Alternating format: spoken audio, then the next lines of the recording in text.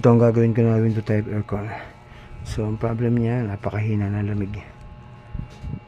So lumalamig lang yung bandang baba rito. Yan, dalawa na yan. So dito hindi na lumalamig masyado. Dapat kasi nagmo-moist yan kapag malamig siya. Gaya yung kwarto, hindi rin malamig. Yan, napakadumi ko. Kailangan din talagang i-cleaning.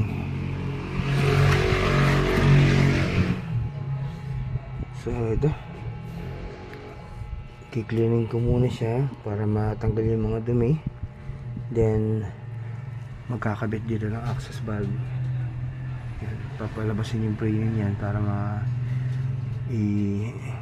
makabitan ng bagong valve dyan para makagahan siya ng preyon. Humihina kasi kuminsan ng refrigerant niya pag matagal na kasi merong micro leak. Kuminsan naman humihina na yung bomba ng compressor. Yan. Then yan, actually dito dapat yan, hinihigop yan.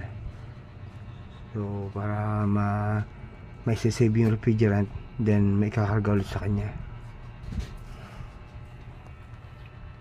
I-vacuum na pang higop dyan. Then i-store muna sa tangke yung mawawala na refrigerant dito. Yan, so gagawin ko muna to. Ito ay carrier na 10 taon na mahigit. 10 taon na mahigit. So capacitor pa lang napalit dito. Yan, then yung switch.